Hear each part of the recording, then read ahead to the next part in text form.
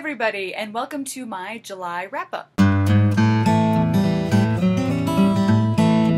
So it is the end of July, it is the beginning of the Booktubeathon / the beginning of August / the beginning of the Newts challenge, but this video is about my July wrap-up. So this is everything I read in the month of July. I did pretty good with sticking to my TBR. It was really ambitious, if I'm honest, and so I didn't get to some of the bigger books, but I'll show you what I did get to.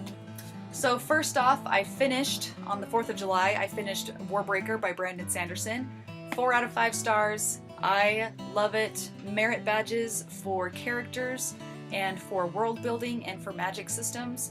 Demerits for, sometimes it's pretty slow. Sometimes it does get pretty slow, but wow, that ending, Brandon Sanderson's really good at that, it seems like. He kind of gives you these really slow build-ups to where you just get so attached to the characters and significance in the world is built up so well, and then at the end he just throws these things at you that you just kind of just blow your mind. So anyways, again, loved it, loved the characters, and I definitely give this a 4 out of 5 stars, and it will be I think a reread in the future. Next up, I read Dune by Frank Herbert. I have a whole discussion video on this and a quick review. 5 out of 5 stars. I give this merit badges for characters, for, again, world building. I give it merit badges for writing. The way that he writes is just so amazing, and for the philosophy that's contained in here. I will give it, again, a demerit for sometimes it can be kind of wordy in the sense of you kind of get lost a little bit in the world if you don't have that dictionary, that glossary of terms in the back, and he kind of just throws you in and it's sink or swim. That can be a good or a bad thing. So I wouldn't recommend it for everybody. If you're looking for a light, fluffy read, this is definitely not the book for you. But if you're looking for something that you can really sink your teeth into and just kind of disappear for a while into a world, then Dune is one that I really highly recommend for a book like that. Again, 5 out of 5 stars. Also, another thing too about this book, I cannot stop thinking about it. Like, I really want to continue the series. There's, I think, 5 additional books that Frank Herbert wrote, and then there's lots of other books about the same world that his son and another author wrote together. So I will be picking up a copy of the next one to continue on with this series because I really want to know what happens to the characters and how Frank Herbert saw his story ending. Next up, I read Timeless, Diego and the Rangers of the Vast Atlantic. This book was, I was kind of disappointed with this one. I feel like the artwork was beautiful. This one deserves merit badges. I will give it merit badges for artwork and for idea. However, oh, and the ending. I feel like the ending was really good. However, the writing is what deserves a demerit. The writing style was not very good. It was kind of jumpy and the characters were kind of bland. Like, I just didn't connect with them. While I was reading it, sometimes I got confused as to who was talking because they all sort of sounded very similar. And anyways, although there is a pet peeve of mine in here with the artwork, most of the artwork is really good. But a lot of it looks like a photograph that's been manipulated in Photoshop. Like, it looks like somebody took a photo and then put a filter over it that makes it look like a painting. And I'm not a huge fan of that. I'm not a huge fan of digital artwork in general, although I do appreciate it when it's done really well. But I seem to appreciate more traditional art. And while a lot of this looks like traditional art, there's some of them that just look like photos that have been manipulated. It still tells the story in a very fun and unique way. It's kind of like a graphic novel, but kind of not. You know, it's kind of that midway point. It's not totally a graphic novel, but it's not just a book with illustrations because it has these gorgeous, like, full-page illustrations, you know, that tell the story, that help you tell the story. And what's kind of fun too is that sometimes he won't describe what's happening side by side with the picture. Like, he'll say, and then, you know, and then this happened or something like that, and then it shows the picture. So you have to determine what happened next with the picture, and then it continues on what happened afterwards with the writing. Again, I wasn't too fond of how the story was written. and that it was kind of poorly written, but the idea is awesome, the world is awesome, the art is really, really great. I highly recommend it for middle grade readers. Like if you have a preteen or a kid who would be interested in this, I highly recommend it. But for adults, it's a little on the iffy side for writing.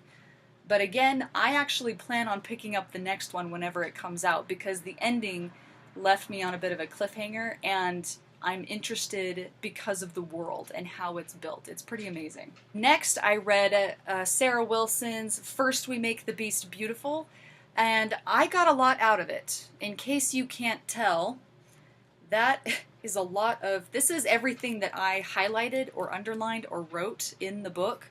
And then I have a ton of dog ears. I don't know if you can see that. Anyways, I have dog-eared a lot in this book as well. I've kind of destroyed this book. So this book is about anxiety and sort of this gal's journey with it. So she has anxiety. She also has an autoimmune disease. And anyways, her journey with anxiety has been really, really interesting. But it's not just a book about a journey. She gives you advice on like how to deal with it, but she also it's such a raw and genuine and authentic book. It spoke to me more than most self-help books have ever done because it feels so genuine. She's like, you know what? I'm not going to beat around the bush. This is how it is, and it sucks. And I feel like I just connected so well with her and with the story. But then also she gives wonderful advice that even in the past few days has seriously helped me so much. And I cannot recommend this highly enough for people who suffer from anxiety. 5 out of 5 stars. It is wonderful. It is brilliant. And again, highly recommended for anybody who suffers with anxiety. It is such a wonderful, wonderful tool, I feel like, that you can add to your tool belt on how to cope with anxiety. Again, just read it. It's so good. Or if you have a loved one. If you have a loved one that's going through it, read this book or give this book to them because it helped me, again, more than any other book about anxiety ever has. And I just absolutely loved it. Next up, I read Dragon's Blood. This is where I veer from my TBR. I read Dragon's Blood by Jane Yolen. This book I've had since I was a kid. I got it from a book fair forever ago. And I've had it on my bookshelf for years. For absolutely years. And I just decided to pick it up randomly because it was close enough to the end of the month and close enough to the booktubeathon that when I finished the previous book, I was like, well, I feel like I can't start anything really, really big now because I'm going to want to finish it and that's going to interrupt the booktubeathon and all that stuff. So I just picked up like a quick little book to read just to see how I liked it. I didn't think I'd finish it, but I finished it in 2 days. It was a really, really quick and fun read. It's about this kid who, it takes place thousands of years in the future, and so man has discovered a planet that has dragons, so it's kind of, Anne McCaffrey, I guess. But anyways, these dragons they use for pit fighting, so it's kind of a fighting ring type thing. Anyways, this kid who works as a bonder, what's called a bonder, he is essentially an indentured servant, so he has this bag around his neck that he has to fill with enough money to pay off his master, and then he would be free. Anyways, he steals a hatchling and raises it to become a pit fighting dragon so that he can earn more money and, be free and pay off his friends' debts and all that kind of stuff. A lot of people said that when I looked on Goodreads, a lot of people said this book was misogynistic, but it kind of is because the world is very limited as to what anybody can do. And so there's references to prostitution in it. There's references to drug use. And, not just references. This guy is straight up addicted to, weed. What the planet considers weed. And anyways, but the thing is that the main girl's personality challenges that. And, the prostitution stuff isn't seen as necessarily a good thing.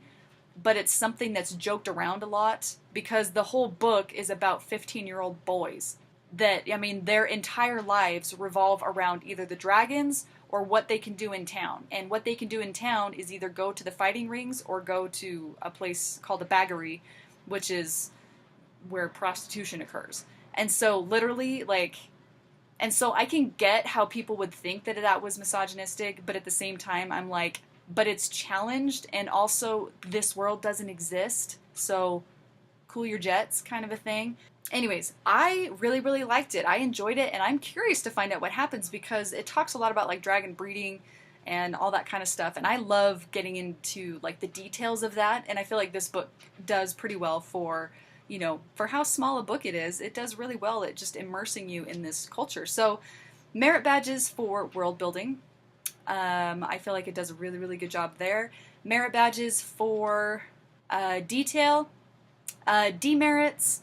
I don't know if I have any demerits for this one. I think that it is kind of, I mean, it is a little bland as far as like, it's pretty stereotypical, you know, boy finds dragon, dragon gets strong, you know, and then there's like the typical sort of archetypal male characters, and then the female character, she is a little bit manic pixie dream girl, a little bit, not a ton, but you know, that kind of a thing. But other than that, I still really enjoyed the story. I really want to continue it and keep reading, so I would give it 3.5, 4 stars-ish. But anyways, that's my opinion on Dragon's Blood. Then I started another book that I figured, interesting thing about psychology that I found out about myself. If I picked a smaller book, I would have pushed myself to read it and pushed to the point where I burnt myself out, and so I wouldn't be ready for this week's reading challenges. So I picked a book that I knew I wouldn't finish, and a book that I was like, well, maybe it'll be good, maybe it's not. And it worked, but at the same time, I like this book a lot more than I thought I was going to. And this is called The Boat Who Wouldn't Float by Farley Mowat. And the way that he writes this story is hilarious. It is so funny. And it's just this great adventure about this guy who buys a sailing boat and decides to sail around like Newfoundland and around that area, Canada. But it's just a hilarious scenario on like how he got the boat and how he got up to Newfoundland and stuff. So I'm not very far at all, but he just writes hilariously and I love it. So after the booktubeathon, I'm excited to get back into this one because it's just kind of a fun, riotous adventure that was written in the 1970s. So it's kind of an older one, and anyways, I really, really enjoyed it. So that was my reading month in the month of July. I read some really, really good books, some amazing books, and there was a couple of duds, or actually only really one dud, I would say. So this is a pretty good reading month, I would say. I will see you guys next time. As always, thank you for watching.